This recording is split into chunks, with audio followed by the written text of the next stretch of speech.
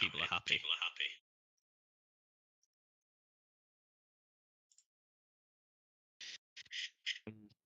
So we've added in the culling expectations on there as well. And then there's a couple of other things. I won't go into the full extent because, as I say, there is quite a substantial amount of changes. But you will see that we've really expanded on them so that you guys can understand them a little bit further. We've added more examples, we've made them a bit easier to read, and that way it makes sure that everybody kind of can read them and go, actually, yeah, and that there isn't any loopholes in there that people abuse, because it is an environment where eventually player-on-player interaction does happen. And the last thing we want is people abusing loopholes to the detriment of others. It's not really fair on anyone. We're also adding a couple of other things in here. So there'll be some new rules in here. So roleplay progression and quality is a new one. We want people to slow down. We want people to actually realize that they're playing characters and not self-insert. You know, you log on to play as somebody different. You don't log on to play yourself. So it doesn't matter if you roleplay. We think it's unfair to be on the server for 2 days and then suddenly being a self-edge crime lord, robbing banks within like 2 hours of playing on the server, that kind of thing. Whilst it does, generate roleplay and stuff like that, it's not the roleplay standard that we expect. We want you to play, characters on a day-to-day basis and kind of stick true to that Hollywood kind of mentality that we had when we launched. We want people to have amazing stories, but at the same time, it takes a while to kind of get to those stories. We want you to develop actual characters rather than just logging on and being yourself. So we've added in roleplay progression and quality. This could be even like, for example, just a deputy who gets hired on day one and all of a sudden he's like chasing down the most wanted criminals day two. We want people to slow down. It's not really fair on anyone's progression or anything like that. Again, we've kind of ripped out the subpar roleplay and elaborated on it further. And then, as I say, there's a lot more other ones. I'll try not to speak about them all the time. We've updated the death rules as well. It seems that our death rules are very, very confusing. Which, in hindsight, when I first wrote them, I thought they did make sense. But I was probably on an ADHD spiel thinking that it did, go 100% and everybody would understand it the same way I understood it. But unfortunately, we didn't. So death news, very simple, and it's got the elaboration on there so that when you are role playing death, you know how to role play it. Injury role play is something we've added in as well. So at the moment, people kind of don't role play injuries. You get shot, 2 hours later you're in another shootout. Where's Charlie gone? Charlie, hello. Oh, There we go. Charlie. Sorry, my Discord did that thing where it randomly decided to reboot. No worries. that's how mine's from. Ooh. Mine just dies in general because of the amount of channels we have. It's crazy. And then we've gone into injury as a injury roleplay. So gunshot wounds and stuff. We, ideally you should be role playing gunshot wounds for a long time, not just like 2 in-game hours. Realistically, you've been shot. I'm not expecting you to role play for a full week of injuries, but 2 hours opposed to 2 IRL days, it's a bit more in line. You're not going to be going and robbing a bank 3 days after Austin Wallace has shot you in the arm. Do you know what I mean? Like, we want people to slow down. The whole point of the rule update and the changes that we're enacting is to ensure people to slow down and role play stories that make sense and role play things that are actually realistic to the time period. In terms of pregnancy roleplay, this is a very, very touchy subject, and I'll just get it out of the way now. I can already see Charlie smiling. Long story short, we're pulling back a lot of roleplay on the pregnancy stuff. It seems that nobody gets it right, and if you do, it's okay. So whilst we don't want to sit there and outright get rid of it, I think the main thing is we were initially going to remove pregnancy roleplay as a whole. However, I think it's very unfair to those who actually do roleplay. It'd be like role-playing, it'd be like removing anything, really. Like, all of a sudden we just say, we don't want people murdering each other because people are detrimenting the thing. It's not really fair to those who roleplay it. However, there is a huge line of changes coming to it. So, for example, NVL times 2. If you use your baby in, not baby, but if you're sat there with a 3 baby bandolier and you're in a a shootout, sorry, then I'm sorry, but you're a complete fucking idiot, and that should never be happening at all. if you seem to think that your invisible NPC child is suddenly a meat shield and prevents you from being robbed, wrong. If it prevents you from being shot, wrong. Stop bringing. Basically, what Drew's just put in the channel is stop bringing your children everywhere. Like realistically, in this time period, your children would either be locked away in the house, or working on your house, or something. Excuse me. You really wouldn't be bringing them into the middle of Valentine where somebody gets probably shot like 3 times every 2 seconds.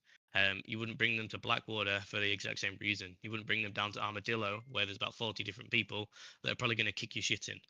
1 second. So we've had enough.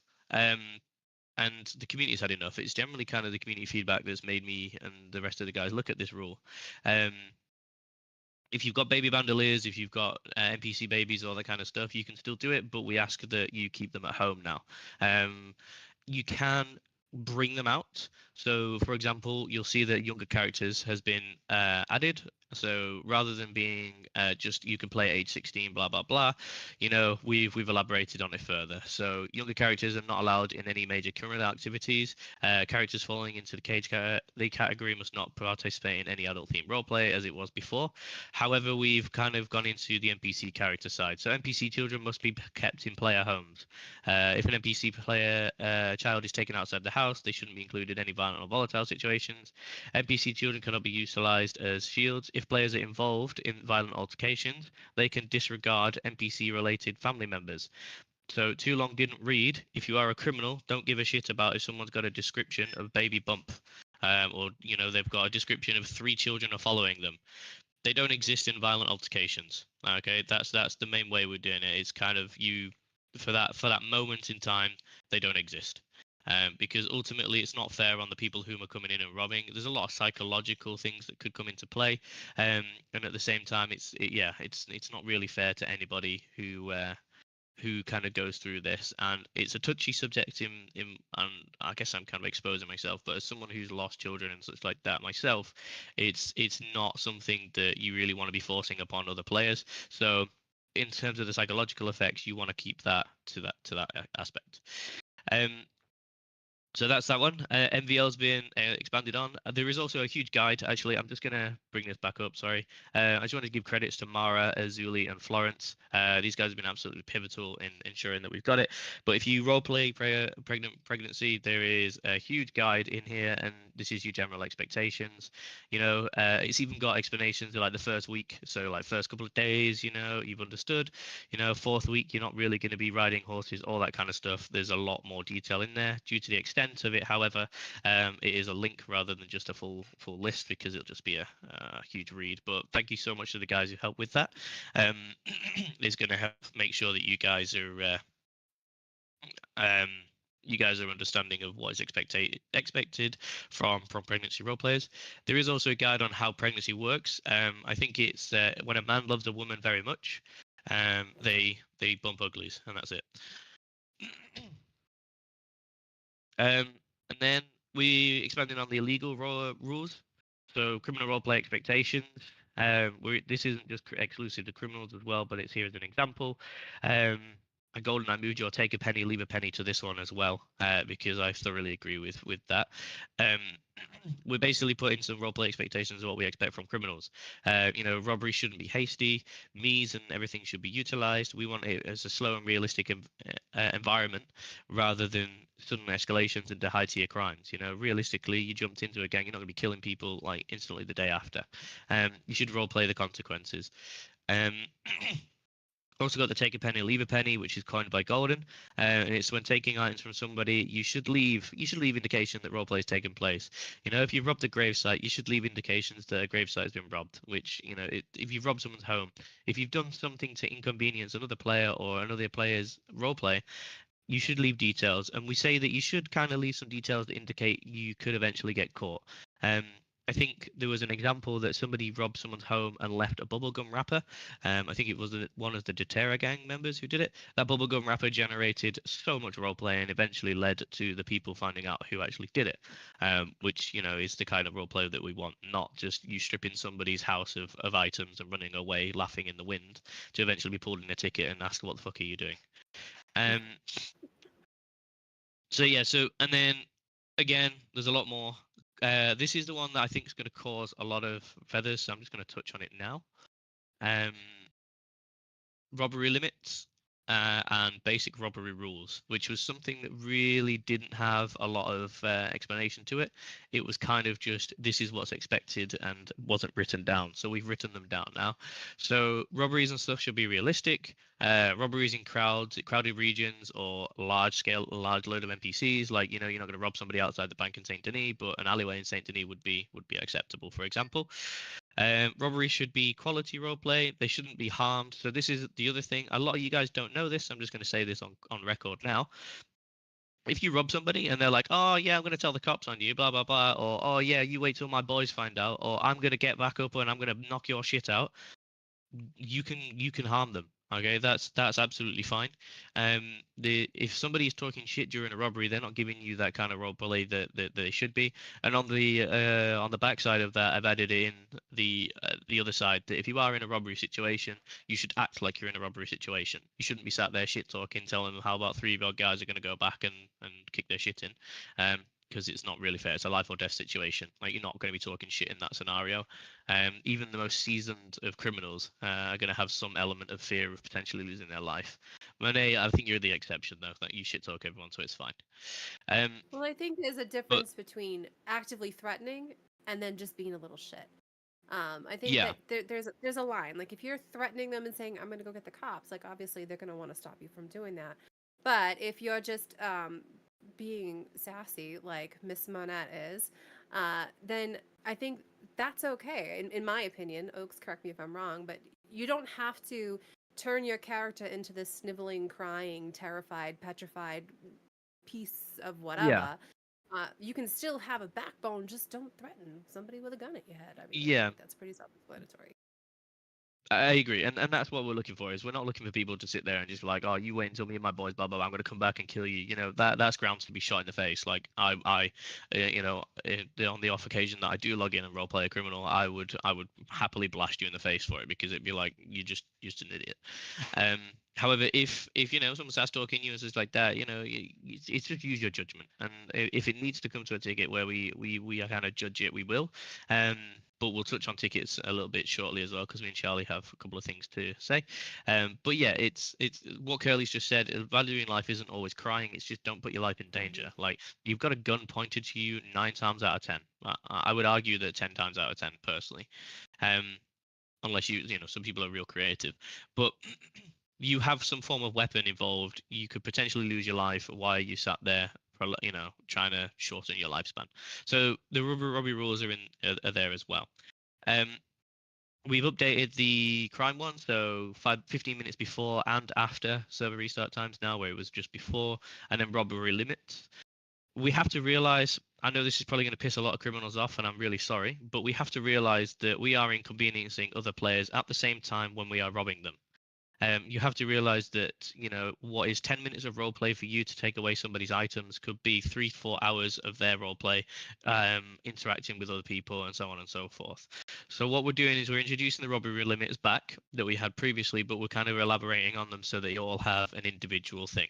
So before, player robberies is still very much the same. You may take the hotbar, the cash, and a maximum of 3 items from their inventory. I will just say that items are also classed as stacks as well.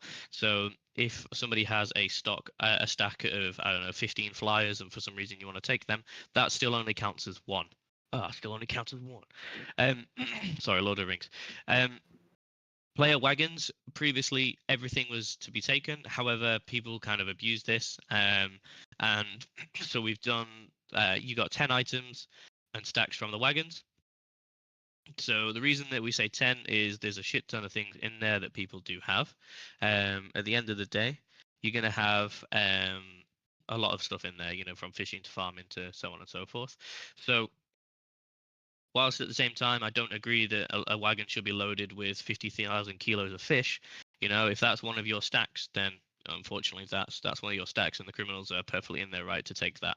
I don't know how they would take it, but at the same time, per robbery rules, it's fine. Player businesses again. We've kind of shifted this away. So player limits again. So all of these include player limits, by the way, which is hotbar, cash, and 3 items. But at the same time, its additionals for each individual one. So 3 items and stacks from business storage is very much the same. I feel like if you're going to rob a player business, it should be risky. They should have some form of being able to get your inventory. It's not really fair to just obtain money from a register. However, I will just update on the robbery rules as well in a second, so that you guys can see why we've implemented these limit changes. And then player boxes, which somebody just asked about this. Excuse me. Player boxes are also the same, but it's 5 items or stacks from player boxes.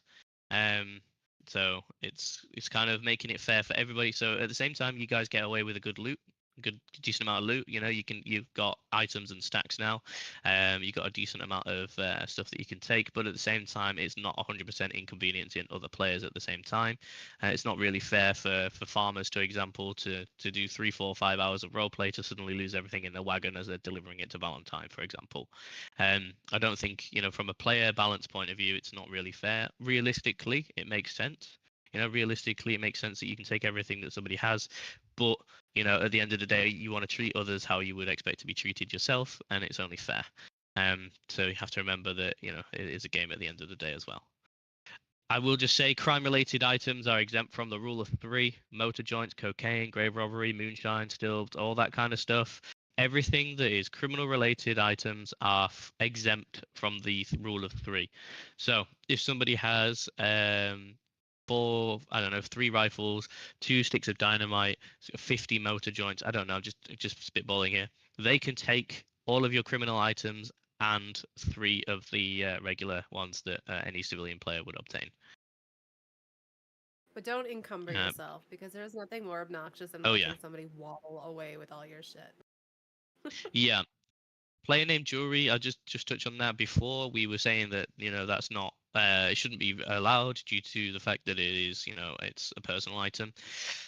We've kind of stripped that back, and we've basically said it could generate roleplay. Like if you go ahead and have your, you know, diamond encrusted gem taken from you, you know, you're going to track that down. You're going to include a lot more people involved, and you know, eventually someone might come across it. So it does create. So we pulled that away from the rules now. They are not illegal in terms of sorry, in terms of if it's a locket. I know what you're asking. So like lockets, rings, and stuff that you would pull from the grave sites, if they are renamed, they're not classed as illegal, from my point of view, anyway. I've got a question. If I tag on something, someone can say that tag off. Doesn't that free them from the rule? Yes, I know, but I think that'd just be shit roleplay from the other person. If something has a tag and it's like engraved, you know, realistically, you're not going to be just suddenly going, "Oh yeah, we'll just pull this engraving off." So I'll think about that. We'll see what we can add. So I've updated the robbery rules to include large-scale robberies, store robberies, bank robberies. The reason being, you ranchers and you businesses who are getting robbed every 24 bloody seconds. I hear you. I saw a big thread, and I'm gonna shout out Fox Mantle as well for her input on these topics. Ranches and such are getting targeted very often for minimal results. Businesses are getting hit very often for minimal results. And you know, one gang will rob one bank, and then the next day the next hour they'll come back and rob a ranch. Or in 3 hours they'll come back and rob the same ranch. It's not fair. I don't want to sound like we're pandering, but at the same time, from a player point of view, it's not fair. Realistically, you know, once you've done a large scale robbery, you're not going to be sat in the area like waiting for a couple of hours and then going like, right, we can go back again now. You're going to be legging it. You're going to be, you know, hidden away. I mean, think of in story mode when you rob the bank in the story mode. And for those who haven't played the story mode, I hate you. But if you haven't played the story mode, basically what happens, you rob the bank and then you go on hideout for like 3-4 months. I'm not saying that players should go on hideout for 3-4 months, but you know, you shouldn't be sat there for 3 hours and then going back and doing something else. Yeah. On that, Anyone I'll say who the hasn't record, played, I think right now, I haven't. But the record right now, I believe, is 12 robberies in a 24-hour period for one ranch. Yeah, and that's not really fair on them. So No, what we've done is we've updated large scale robberies. So now a player may only rob ranches or businesses every 4 IRL days. It might seem excessive. It might seem a bit unfair. It might seem like it's limiting roleplay. However, without sounding rude, if you have robbed a business and you're not role playing that you're hiding away or running from the law or role playing any form of consequences, you're not welcome on the server. And that's how I'm just going to put it. At the end of the day, the historic setting of 1899, okay, every bank robbery and store robbery should be thought out, meticulously planned. It should reflect the period reality, and it should be something that is a good scene for everybody involved. Okay, there's significant crimes that should involve in-depth planning, and this is even things where like you should be scouting something out, watching for law enforcement results, responses, and escape plans. Everything that are there should be there. So we're gonna put in that you can only rob ranches or businesses every 4 IRL days. This is player, by the way. I'll update that to say player. So it's basically designed to prevent excessive robbery scenarios and allow every player an opportunity for roleplay story development and reflecting after realistic roleplay. I just read it out because I'm half asleep. But the reason behind that is very much consequences. People aren't role playing consequences, and it's not fair. At the same time, for those you're not role playing consequences, and it's the same people for the ones who are going back and hitting another ranch. Once a ranch has been hit, I'll just use which is a ranch that gets hit often, Charlie? So I'd say the most often one is Emerald and Clear Sky. They're right by the gold pit, like the oil field where you've got the smelting. So people go there. Yeah. They don't see anybody there, so they head on to Clear Sky, rob them, and it's a circuit. Perfect. So I'm going to use Emerald and Clear Sky in my example. Emerald and Clear Sky of the 3, 4, 5 hours of role playing, of farming and connecting and doing everything, to then suddenly be hit 3 times in 3 hours by several different gangs or 7 different factions or several different players. It's not really fair on them because they're losing valid roleplay time. They're losing time away from things that they can be doing. They serve their communities in the areas, and it's just not fair at all. So we're implementing it on a player-by-player basis. So what that means is basically if player A robs a ranch on Monday, their group that they're involved with, or anybody involved in that scene, for example, cannot rob that same ranch or a new business until Friday. We've also added some faction-related kind of ones in here as well. So if your gang hits one ranch one day, your whole gang is exempt from hitting that ranch again. So you have to follow the same rules as if you was a single player hitting it. The reason being is there's a lot of gangs out there that are like 40 deep or 30 deep or 20 deep. You can only take 6 people at a time on an altercation or do a robbery. In case any combat initiation or any combat roleplay takes place, it's not really fair to hit a ranch with 6 people and then like 3 hours later let 6 more people from your faction hit them, then 3 hours later let 6 more people hit them from your faction. It just doesn't really make sense to us. So it's not really fair from player point of view. So we've added that in. So as I say, a player may only rob another player ranch or business every 4 IRL days.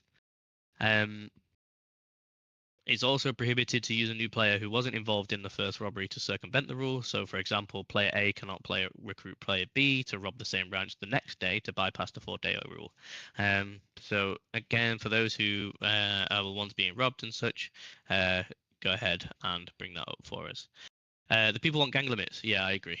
We agree 100%. It's something that we are currently discussing with IFM. I'll touch on IFM shortly, as that's also something I'm heading. Spearheading forward, sorry. So yeah, we are looking at gang limits as well. Porter, you say you are, but you don't. No. I'm not going to do that live. So store robberies and such are also included. And then we got bank robbery rules specific now. So there must be an interval of 4 hours between script-wise bank robberies. I really might think about extending that because if you're robbing multiple banks within an 8-hour period, then you're not really a criminal. You're just a 5M role player. I've also added the shooting instantly rule, so you must allow some form of negotiations to take place before firing upon law. On the flip side, this also applies to law players. You must allow negotiations to fall flat before any form of violence escalation. The reason being is people kind of just do robberies, wait until like three law show up and just start blasting. Once they blasted all the law, more law can't arrive. It's not really fair. On the flip side, we've got Johnny Ringo who wants to run into a bank robbery and be the savior of Blackwater, but is also doing the same thing. Shooting people before any form of negotiations. So at the moment, script-wise, banks and stores do not have the 4 IRL day rule, being that there is you get a law alert present. Okay, so you're generating a scene, and there are people involved in that one. Whereas in ranch robberies and such, it's player orientated. Whereas script-wise, it's more NPC and generating a scene. That being said, I will just say this publicly as well. And Golden may spank me for saying it, but I am looking at what's the word? I'm looking at increasing bank and store payouts as well. We're going to work with Grady and try and get an economy payment that everybody's happy with, and then hopefully we can see more of the banks and stores getting hit as well. I think that's generally it. I'll just scroll through on the guidelines, faction guidelines and such like that. We'll touch on with the IFM change, but just to make you guys aware, the rule update is coming in place to slow everything down, is to make everybody happy. Oh, 1 second. Stop streaming. And it's to make everyone feel comfortable and actually roleplay characters rather than, again, I'm sorry to say it, but it's the only way I can explain it is self-inserts that log on IMVU roleplay. So we just want people who actually are characters, and I always say this, but I'd rather a server of 50 people who are playing genuine characters rather than a server of 260 and people just treating it like Red Dead Online 2. It's not fair. Right, that's me with the rule update. Unless if any of these two fine people have anything to add on, I also have IFM and staff updates to talk about as well. Do we want to take a quick minute to see if there's like maybe 3 minutes? Post a question in the chat, and if we can expand upon it, we can. Your turn to speak, guys. Yeah, is there any questions in the chat? Any poggers? No, I can't do that. I hate that. Any poggers in the chat? We do have a Luma script that is going to be in testing soon, I think, right, Golden? Yeah, it needs a bit more work on it though before it goes into testing. Oh yeah, that's a good question actually, Porter. So I didn't touch on this with the rule update, but you may have seen as I was scrolling through that there's harsher punishments attached to it.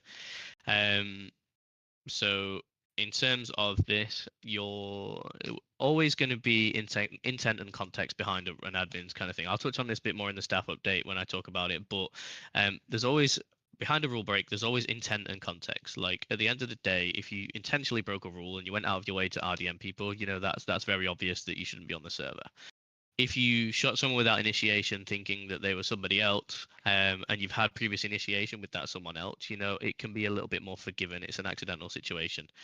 But at the same time, we understand that we've not so much been lax with rules. It's just there isn't really a consistency across the board. Before, what we would do is we'd basically say, oh God, I'm kind of going into it now, but we basically say that admin discretion is paramount. It seems that admin discretion is not the best format to go forward with Ranch. We base the things on things that used to work, but now we've moved in, and it's kind of my own mentality of what we used to do. Now we're moving forward. It's looking at things and going, actually, this doesn't work for our community. Why are we still sticking to this? So what we're going to do is we're going to ensure the intent and context is the way that we judge roleplay scenarios now. Always going to make sure that context is given from both sides first and foremost, as we do already, and judge the intent behind it. At that time, if it is judged that a rule break is intentionally broken, sorry, then you're always going to see that bans are handed out more. 24 hours, 72. A month, weeks, blah blah blah. Like every single rule has a punishment attached to it now, rather than just admin discretion, which it was before. So if you RDM someone, you're going to see that an RDM is obviously a lot more worse than not leaving details behind on a robbery. Like those sort of things can be adjusted. NVL and such like that, you'll see that NVL will be very strict because I'm tired of NVL, if I'm completely honest. I'm tired of the tickets that we get for this. I'm tired of everyone thinking that they're suddenly John Wayne in scenarios that they really shouldn't be John Wayne. And it's really tiring from an admin and staff point of view to look at it. I think it's really stressful. So we're going to look at Well, so we're not looking at. We are doing. We are changing the rules. First and foremost, we're attaching stronger punishments to them to ensure that people are actually being punished. And like I said, I'd rather have a server of 50 people who actually stick to the rules and understand how to play a character than 250 who are constantly breaking rules and in tickets 24/7. So yeah, so being subpar usually isn't intentional. Where does proper punishment come? So yeah, so subpar at the moment, I've switched subpar roleplay because that did actually have not much attached to it. It was kind of just a general expectation. So subpar roleplay is kind of been dumbed down to unfounded character development. So if a newcomer arrives as a greenhorn farmer, it's suddenly unreasonable for him to be a really popular gunslinger overnight without a backstory. So terrible character development is considered subpar roleplay. Ignoring progression and pacing is considered subpar roleplay. Inconsistent character emotions. So if a character goes from being regular townsfolk with fears, inhibition, blah blah blah, to suddenly being some fearless outlaw, again, we consider that subpar roleplay. And then troll-like behavior as well. So characters who solely exist to be a nuisance, annoyance, or provide little to no roleplay to those around them, such as falling over often, providing poor medical roleplay. I'm tired of doctors having to patch up people's genitals. It's not funny, it's cringy, and honestly, it's dumb as fuck. And it's the same as making acts, normal acts, sexual or disgusting. So again, with the medical role players, you guys are getting things like shit his pants, or is suddenly erect whilst going through medical procedures. It's stupid, it's garbage, it's subpar, and you will see yourself removed from the server very fast. So in terms of that, so to answer the question, Porter, yes, there is a line that is being drawn now. We can afford to draw that line and say, we've had enough. At the end of the day, guidance and such works first and foremost. For new players who join the server, and for players who haven't got an admin history, guidance will still be first and foremost. Okay. However, people who consistently break rules, you will see yourselves playing Frontier, Gold Rush, or 5M. Like you just won't be welcome here. Culture insensitive role players. The amount of subpar stereotypical role players I come across is startling. I agree, and that's also something we've added in the inclusivity rules. It's I did a really big change on this one because I very much agree. It's come to a point where people think that they can say and do certain things in the server because it's time period appropriate. It may be time period appropriate, but we are in 2023. Okay, time has moved vastly away from 10 years ago where things like this was acceptable in roleplay. It's moved vastly away from 1899 where things like this were acceptable on a day-to-day basis. It's not fair for people because, and I will just say it as the best way I can say it, people who play this server that are people of color, people of disabilities, people of mental health, or people of any kind of out of server strife. It's not fair for you guys to experience this on a day-to-day level. Come home, want to relax, chill out, jump on the server, and experience the same shit. Like it's not fair to you guys at all, and it's not fair to anybody who's in the vicinity and suddenly is made uncomfortable. So you can report these kind of things. We were initially this is going to be in the role play quality rule. So for example, smearing shit on the wall, drawing dicks everywhere, / broke my penis, like Curly's as an example. Terrible. Get off the server. I don't want you here. Okay. If you're sat there role playing an Asian character and you are giving the worst Asian accent and replacing L's with R's and trying to be very stereotypical, see you later. Like you're not welcome here. Okay. There is so many things on here that we've just had enough with. And eventually, it's important to remember that there are real people behind each character. All right, and this is the rule as well. I'll read this word for word because it's very true. It's important to remember there's real people behind each character. Words we type or say have the potential to hurt. Players should be kind to others and think before they speak. There's no need to be real hurtful. This is out of character as well, but there's no need to be hurtful, abusive, regardless of a player's position in the community. Okay, so everything needs to be kept in character. And you need to think before you speak. Because there are certain things where if you can't do an Asian accent, as bad as it sounds, don't play an Asian character. Figure something else out. Okay. At the end of the day, it's not so much about cultural appropriation and that sort of thing. It's just if you are doing it and you're doing it to make a mockery of the race, it would be terrible. I'm sure there's people out there, and I know a couple of people. There's some people out there who have black characters, but there also are white out of character. I'll be honest, 9 times out of 10 wouldn't have guessed. However, that kind of thing is understandable. But if you are making a mockery and it's sensitive, you're pushing into the sensitive boundaries and going borderline racist with it without being racist or saying any racial terms, it's not hard for people of those colors and races to pick up on that and report you. And I encourage every person who is a person of color or a person of religion or anything like that to report things that you see, because you are the people who will guide us in this going forward. Yeah, I think Yeah, so Mona just brought up a really good point. Research what you're playing. This is especially true for native role players. We have a great native community here, and there's a lot of people that are willing to educate. So if you are really looking into playing a specific culture, research it. Know what you're doing. yeah, and people are putting this in channel. Corn is a very good example. Um, as a white person playing a black character. Okay, he's playing somebody as a different race. He's not making any problems. He's not pushing any racial boundaries. He's generally playing a character, and that's what everyone should aspire to be. Awesome. Right, All moving right. on then. Oops, go on, sorry. No, I was just gonna tell you to kick it off with IFM if you wanted. Oh yeah, okay. So the big fly on the wall, IFM. Um, so the biggest complaint that we got for IFM was the we were too invasive, too dictatorial of roleplay, very gatekeeping with a lot of things. People were kind of left in the dark on rules. Nobody understood what was going on, and it just felt like a bit of a boys' club kind of thing. So what we've kind of done is I'll just explain it how it is. 50 and Sheep have resigned from the staff team, so we've kind of taken advantage of the resignation to enact some changes that the community have been asking for some time. So we are very much, IFM is still very much picking things up. The reason is because we've moved away from very much what we wanted the role play to be. We wanted the team to be. So IFM initially was built to support, help and kind of assist illegal factions on matters that were illegal factions. But ultimately, through no fault of their own, IFM became a point where every criminal was subject to IFM. Every role play or faction was subject to IFM, and that's ultimately not the case of what we wanted it to be. So we're stripping it back. There's a couple of IFM guys in this chat already that are sat watching, but we're stripping IFM back very, very heavily to the point where it's going to be a more supportive role.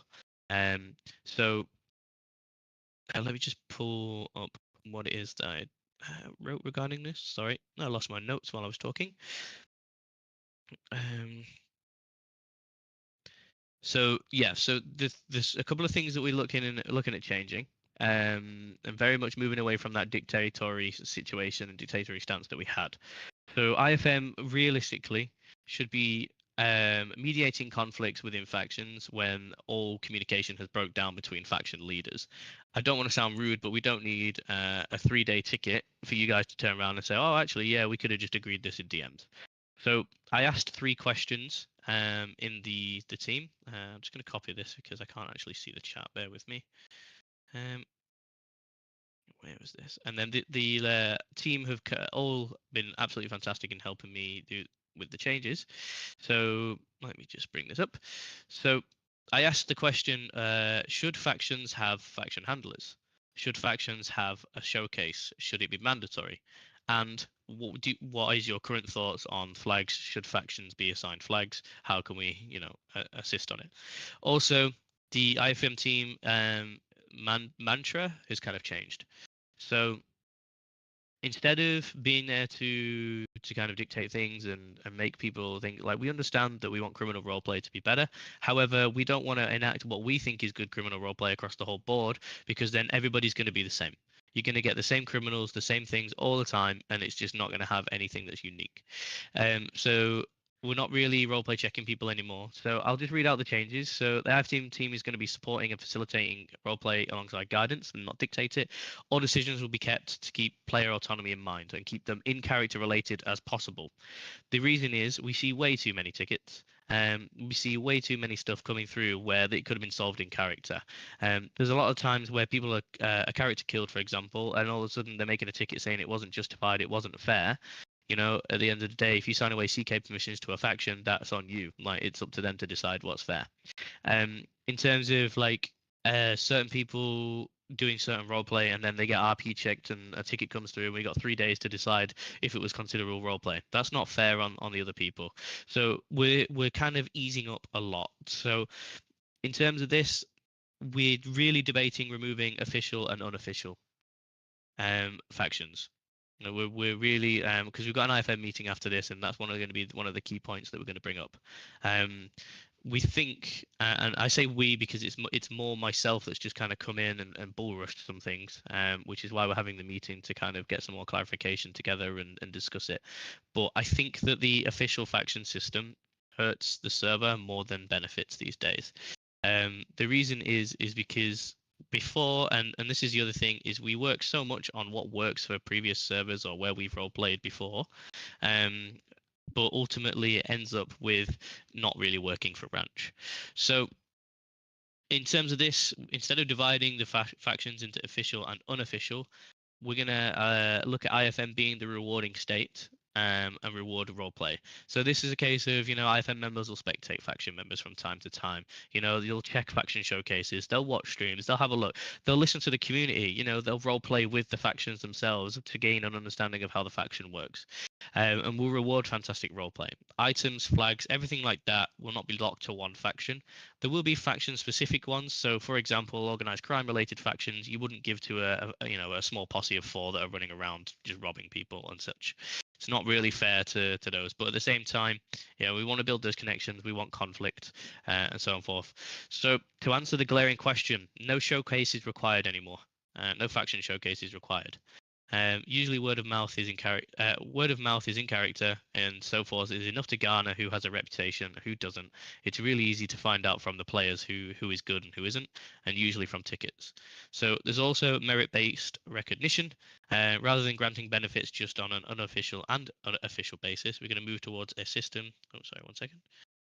Going to move towards a system which is based on merit and player activity and people who are actually providing good stories rather than just you've been around for X and provided this, here's this. IFM's role should be supportive rather than regulatory. Often we do find that we lump players in with their factions. So an example is there'll be like a gang of 5 people. One person breaks the rules and suddenly the faction's getting faction striked. It's not really fair. That one person broke the rules. Unless it's consistent and, you know, the faction are consistently doing it, then yeah, that's fine. So we want to help factions get established. We want to mediate disputes. We want to advise and provide resources for factions to build up roleplay. So this could be, you know, we're going to look into the strawman a bit more. We're going to enhance on that a lot further. We're going to give it a little bit more like quest little systems to it so that people actually have to obtain the roleplay and such. And we're also going to be looking at faction requests and illegal criminal requests a lot more. It felt that we did deny a lot of illegal requests when, you know, realistically, it's not the worst thing. If somebody comes through and wants to rob, I don't know, the lawman armory or something. I'm not saying this is going to be a common one approved, but just as an example, you know, it's not the worst thing in the world if we say, oh, you want to rob this thing. If there's like something in the server from the base game and you're going, oh, I want that, you know, we will support that. We will give you a custom item for you to, you know, rob it. You give us your ideas. We'll facilitate it with the tools and goodies that we have. Eventually, you know, that's what IFM's role is going to be. It's going to be supportive, assisting you guys, and it's going to be a staff team alongside community members that ensure that criminal roleplay across the board is rewarded. Because at the end of the day, good criminal roleplay will change by the things that you can achieve. But unofficial and official, I think we're just going to get rid of it completely. And then finally, just a clear communication. The IFM team will ensure all rules and updates regarding faction affairs are clearly communicated. So this is the other thing. We're going to work with the event team as well to brainstorm event ideas, faction members, implementation, so on and so forth. And then finally, the big one. is faction handlers. The current faction handlers that are you all have will be assimilated into the IFM team, and eventually will become IFM regulars, and they will be kind of the panel, so to speak, of any outcomes or mediations or disputes. And then faction handlers. For those who have factions, we want you guys to put forward a representative of your faction. So anybody from, like, for example, from the Deterras, put forward a representation. Put forward somebody from the Martellis, put someone from the Lucas, put someone forward from the Valentine guys, put someone forward from Road Boys. We want everybody who has a faction to have a representative in FM so that you can see everything that is going on, so that you understand what changes are being made, and you can have a hand in rule updates. There will be some rules on there. So, for example, you can't have a punishment within 3 months. You can't have a warning within 2. You must be an upstanding member of the community. Blah blah blah blah blah. We want to make sure that you guys can see in IFM, so it's not secretive, so that you guys can actually understand what changes are being made, why, and you can also represent your faction on a daily basis as well, rather than, it's all very well having one member of staff overlook your team, but if they're not role playing with you on a daily basis, they can't really make accurate judgments, which is why we're going to allow players to put forward a representative of their faction or group. It's not just factions, to represent them in IFM. And then, yeah, so IFM, there's a lot of things coming into place. Like I say, we're going to move away from dictatorial measures. We're going to ensure that everyone is kind of on board with supporting and, assisting illegal factions rather than regulating them, because realistically, when it comes to regulating, the staff members in the team can do that anyway. Any questions?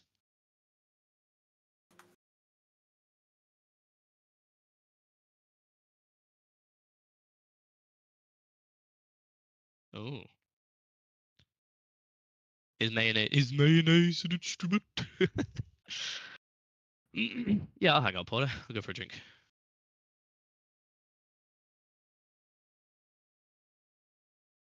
Okay, cool. No questions. So just to go over rules, over everything I've just said, IFM will be moving away from the dictatorial side and judging everything to assisting, supporting, and then any rule breaks and such like that that are consistent, then IFM can judge, and a regular admin can handle that. Dude, I do want to play some Hell Let Loose. Fuck yeah.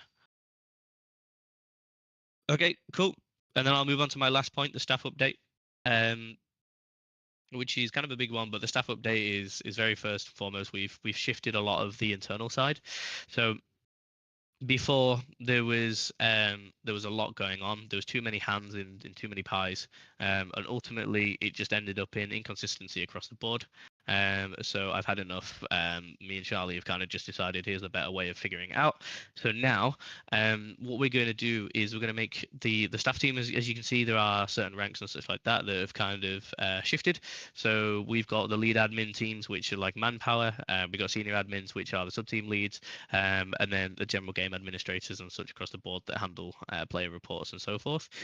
But also we've kind of consolidated everything into an easier way to understand. So there's half of it that is assigned to Charlie at the moment as community management, and then there's half of it that's assigned to myself also as community management. So that way you've always got a representative, because me and Charlie all often find that we wake up and we've got about 60 odd DMs from 3 different people, or 7 different groups, and 90% of them are either allocated to us, or it's a case of, well, that's not what we look at. So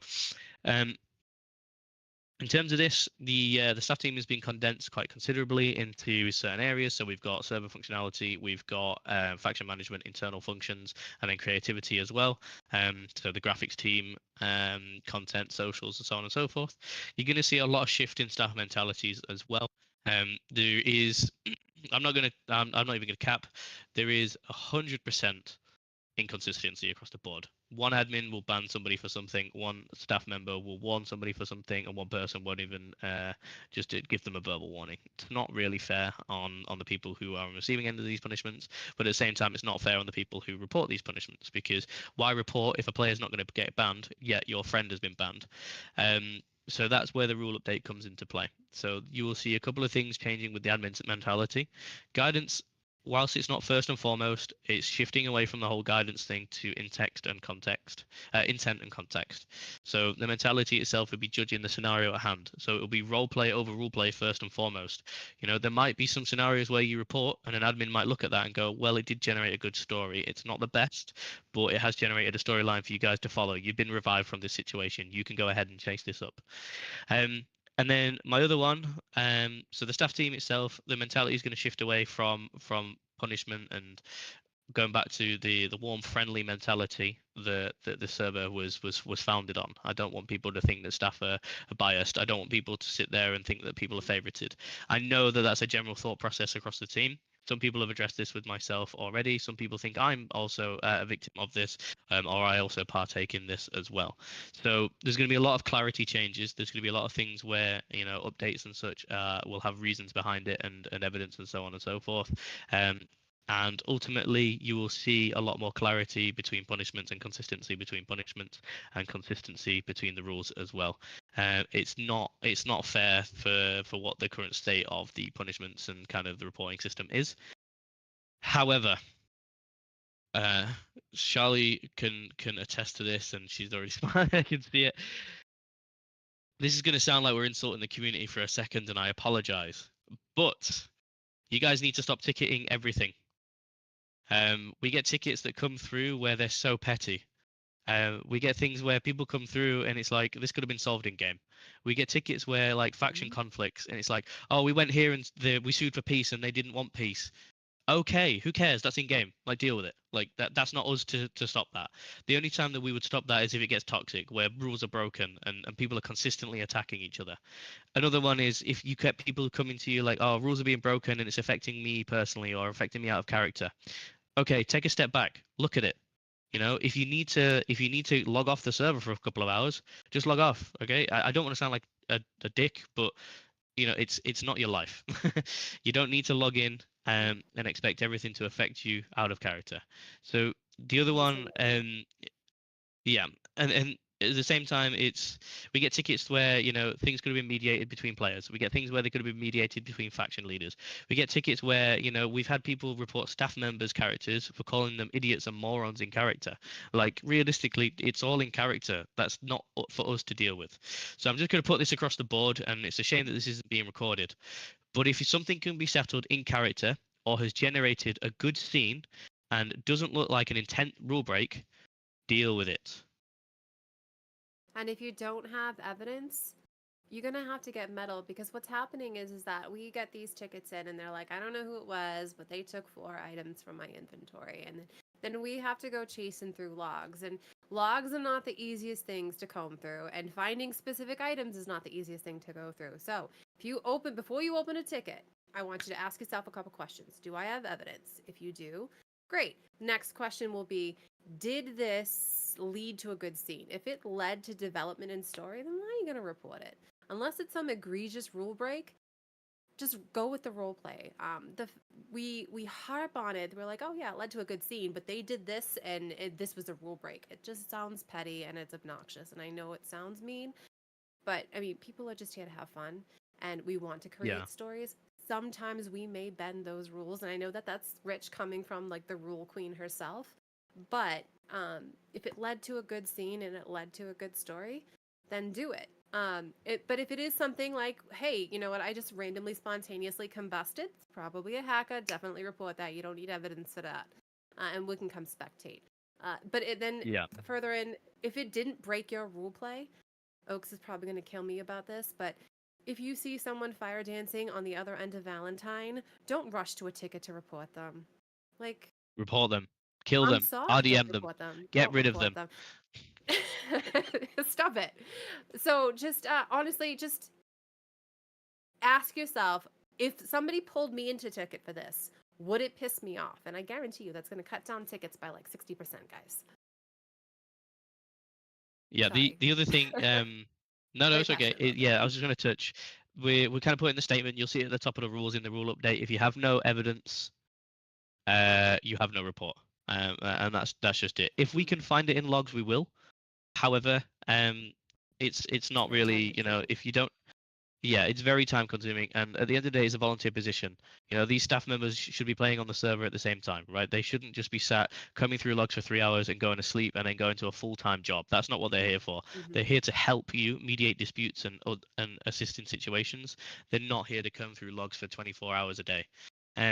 Yeah. So yeah, so if you have no evidence, you have no report unless it can be proved by logs, which a lot of stuff can be proven by logs, but at the same time, you know, if you come here saying, you know, Charlie shot me in the face for this, it's not really fair.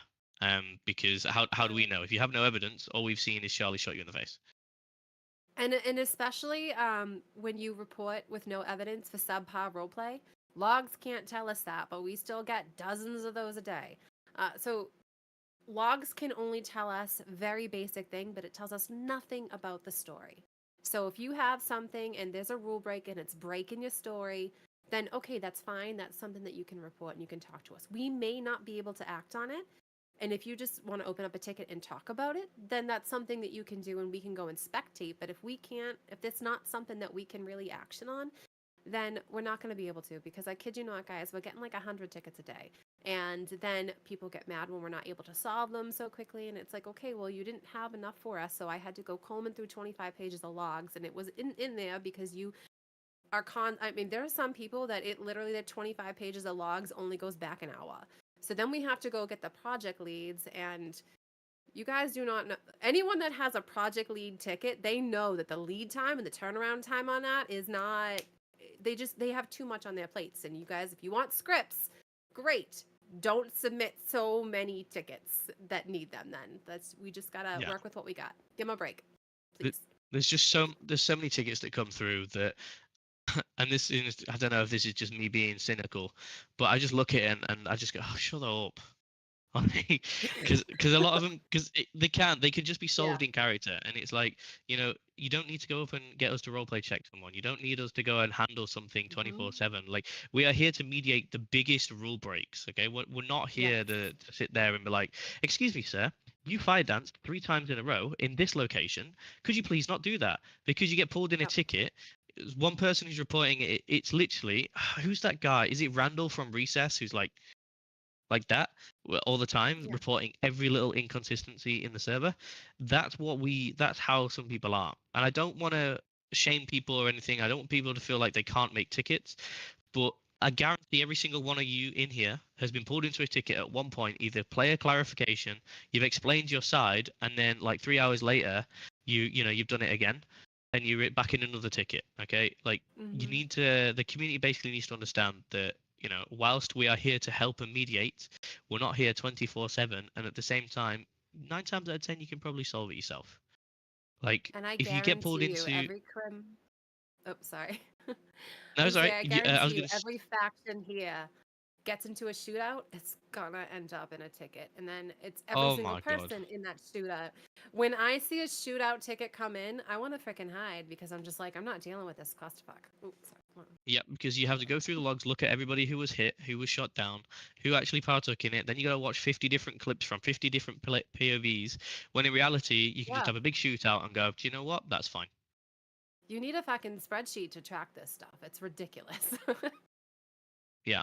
I mean, what was an example was, I'm not trying to put myself on a pedestal, but Golden can attest to this. There was a time on another server where we got attacked by like 16 people. And we were well within our potty rights of 6. So we defended the turf against the 16 people. We didn't ticket them. We didn't report them. Because it was just fun. It was just like, fuck, if we go down from this, screw it. You know, it's fine. It was a good little shootout. Like, we pushed past our means, and this is the response that we got. Like, sometimes, I'm not saying that it should be all the time, but, you know, a little rule break here and there can sometimes make for a good story. And I'm not saying go out of your way to do it, but if you accidentally do it and then it turns out that it generated an awesome storyline, fucking don't worry about it. Like, there's been times where I've seen like people get told off. I'd been tell people off for double tapping, for example.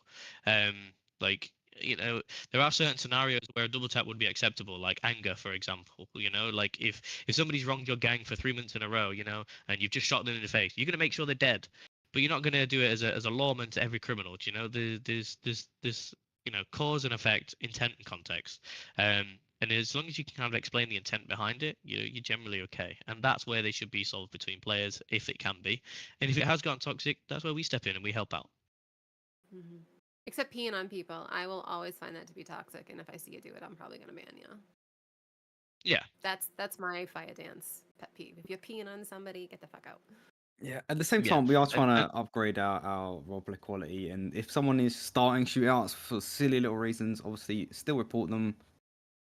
Double tapping is still bad. It's trying to force perma essentially, and it's just toxic. But yeah. yeah. And it's little things like that. Like, for example, like that's why I use the example of like if somebody's wronged your gang and it's been in your faction for like for months and you want to make sure they're dead. No, like that's acceptable in a CK circumstance, but it's not acceptable in a day-to-day roleplay circumstance. And it's the same as the people, right? And I'm just gonna put this across the board. Anybody who does pee on a body, you are an idiot. You are not That's welcome. like an Get off immediate the ban, yeah. server. It's just you're Bye-bye. just gonna be banned permanently now. Like we've had enough of this.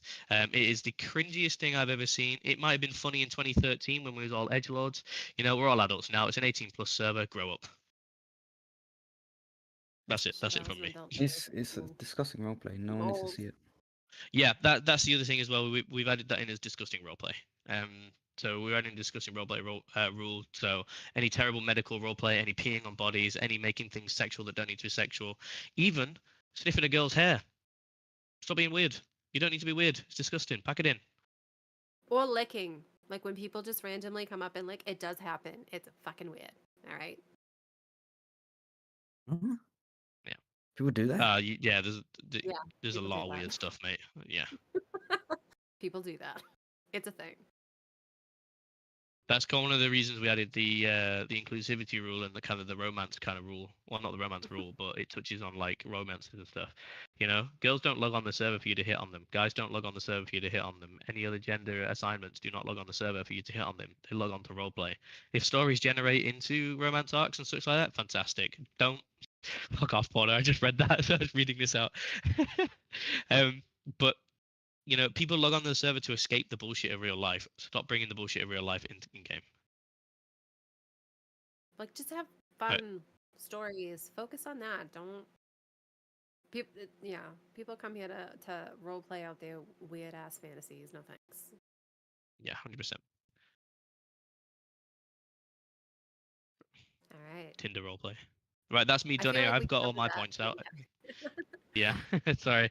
I kind of been a bit bitey today, but I want to make sure that everything gets across because the tolerance has Mhm. gone from accepting and going, you know what, it's okay to Yeah. sort it out now. And this is not just for the community. This is for all of us. And so there's a lot of tough conversations that we're going to be having with staff, and we are having with staff, and that is realigning that we need to make sure that we are acting with the community in mind.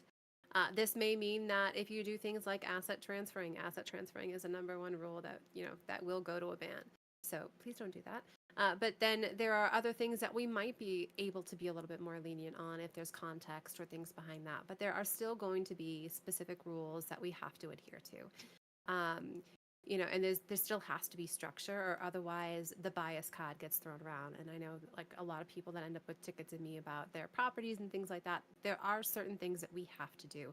I have to seize inactive things because we have a server now of almost 12,000 people, and we only have finite resources. So there are decisions that we are going to have to make, that we have to be held to just to make things fair for everybody.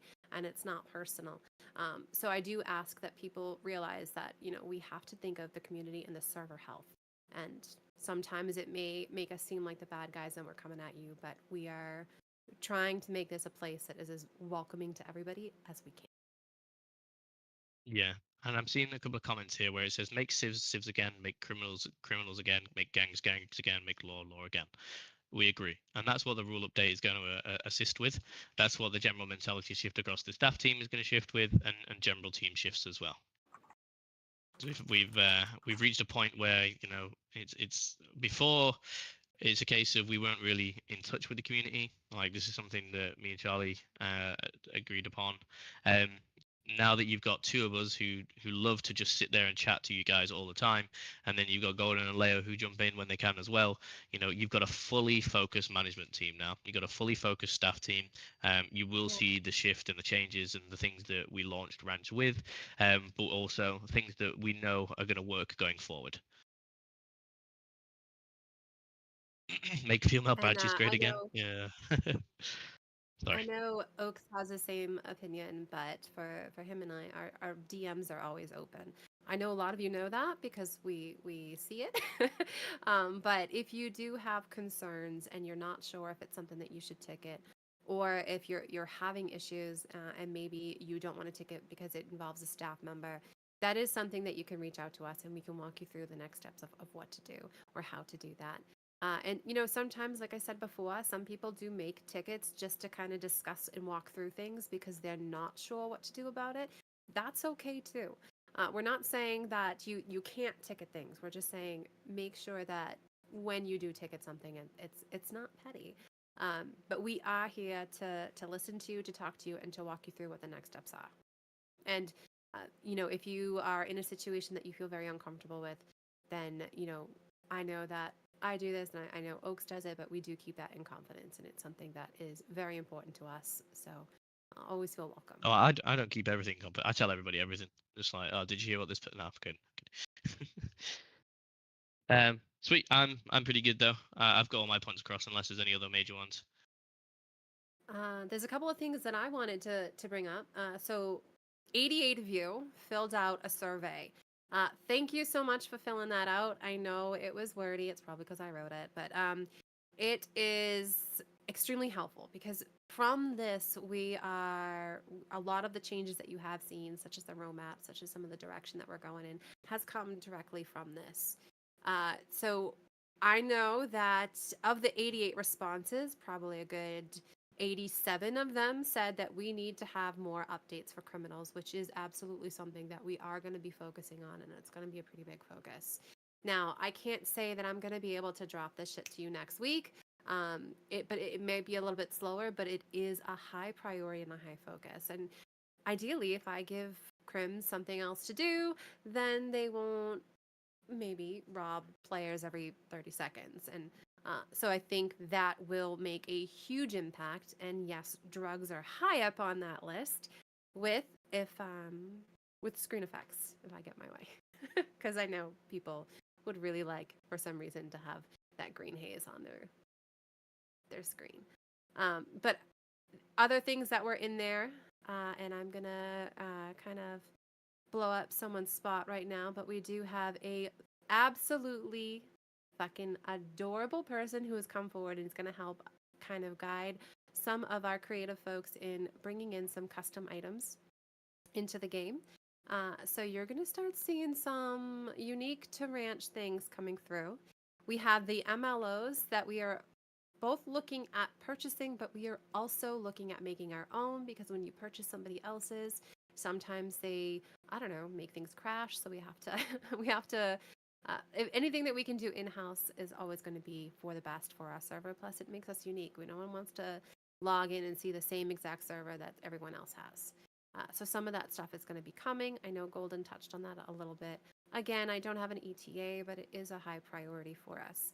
I know that there were a lot of comments also about law, and LFM is also undergoing a lot of discussions and a lot of changes. We've got Ben Ambert working on that, and I think some of the direction that they're going in, I think people are going to be really happy about, and I think it's really going to make a huge impact. So there's more coming from that. And then there were lots of comments about,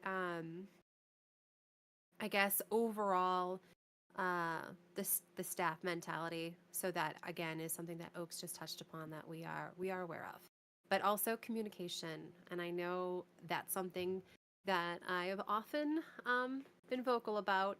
And I think that with Oaks and I both here in full power, we're going to really be able to drive communication with our community and reaching out to our community and making sure that your voice is heard to be such a huge impact.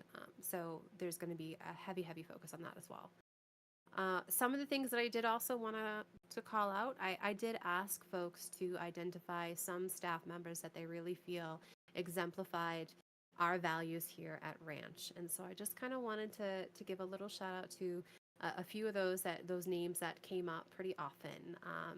Jisk is one that we saw a lot of. Community really loves how he handles tickets and how he approaches it with a conversation. Gigi is another one that was brought up. about how she's just communicative. And so, great job to the two of them. We also have Curly, who was mentioned, who was very thorough in her tickets, and they said that even if it's punishing, sometimes they walk away with education, which really is um, a big thing. And then a really big one, Chi. Chi has been with the staff team for a very long time.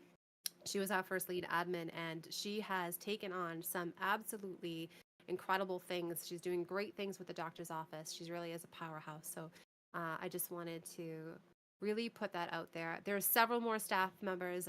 I was just kind of rattling off the ones that came up quite a bit, but there were several staff members that you felt they were doing their job. So thank you all very much for listing out those folks for me, because it's not always, I don't always want to focus on the negatives, and I think that's kind of what my point was with the survey, is to talk about the good and the bad. So thank you for taking the time to fill it out. All right. Oh, one last development thing that I was supposed to mention, but I forgot. And this is actually from Leo. Businesses and shared banking accounts are coming. So he is going to be working on the banking update very soon. He's just recently done the injury. So that one, I believe he said, is finished, and it'll go on the docket for our next update, which I don't have an ETA for, but it's going to be a pretty big one. And banking will also be something that he's working on. So that's going to be business bank accounts where you could potentially do payroll from, shared bank accounts, and faction bank accounts. And this is going to have a huge impact on LFM, because each departments will be able to have department funds and things like that. So it's going to really change how things work. And from that, we are also going to be adjusting employee counts. So right now, most businesses, with the exception of ranches, are maxed out at 6 employees. That's going to be bumped to 10 if it has not already. And banking is a thing. I would love to make banking, bankers an actual job.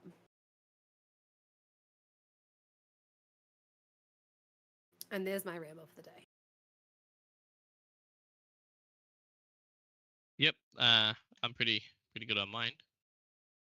Yeah. Also, there's been a few server issues today. Well, there's been 2 crashes today, and I'm still looking into exactly what's causing it. I don't think it's a DDoS. It's definitely something with us. We're trying to get it sorted. That's all I can say at the moment about that. Can you give us a dare it is? There it is. Nice. Sweet. Yeah, I'll conclude it then. Like I say, just keep an eye out for all the major changes. Like the long story short is we are listening. Whereas before it might have been that we weren't listening or we were otherwise distracted. So trust me, the things that you have been bringing up and you have been moaning and complaining about or stating that needs to be changed, we are doing it. We are absolutely doing exactly what we want you from you guys.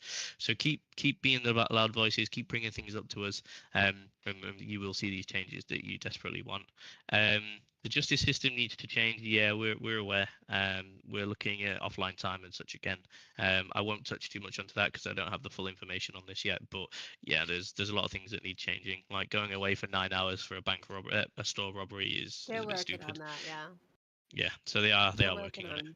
Changing all of that. Mm-hmm. Oh yeah, this other thing actually, I just wanted to put across the board. Just because I know there's some uncertainty about it. Doctors aren't your personal med bags. They are role players too. They are people who are logging in to partake in role play on a daily basis with you guys. They're not there to pat you on the back, send you on the way. They're not there to assess your boo boo. They're not there to deal with personal issues. And they don't have to prioritize lawmen. I don't know why this is a thing that's across the board. It's casualty assessment. It's not this guy has a badge on his chest assessment. So for the lawmen in here, the criminals and such, they're kind of interacting with the medical guys and civilians. Please treat them like regular players. They are not NPCs here to facilitate one thing and one thing only. They have lives, they have intricacies, they have everything. So please treat them like they should be treated, because I will kick you all up the arse if not. And just acknowledge the amount that they have to do for their role play. I mean, The SOPs that they have to memorize, the type of role play that they're doing, it takes so much OOC effort to really hone down on that. So take a second to appreciate it, please. Thank you. Yeah, they are absolutely some fantastic people. Like I had one interaction with one doctor once on Eli, and it set me up for full character progression for the rest of the time as the character. Um, so use them as they should be used as and not role play tools. Also, for And everyone that's else it. out there, soft bumps are bad. Don't do that. Not unless you want lots of medical role play. Soft bumps are bad. And if they're off duty, they don't have to help you either. I know that's an in character thing, but just thought I'd let you know. You can't Yeah, sue them for it. doctors are allowed to be bitchy. It's allowed. And if you jump off a Yeah. fucking roof, I hope they leave you there. Maybe move you off the main road so it doesn't look dumpy, but if you jump off a roof and just to be a little shit, like fucking wait the 10 minutes, bitch. Nice. Sorry, I just see it so many times. Yeah, I feel mean, so it's true. bad for them when they have to continuously do it. All right. Sweet. Okay. Awesome. Right, I will go and do the IFM stuff now. You would. Hope you all have a good day. Take Why care of don't you yourselves. open your fight club, buddy?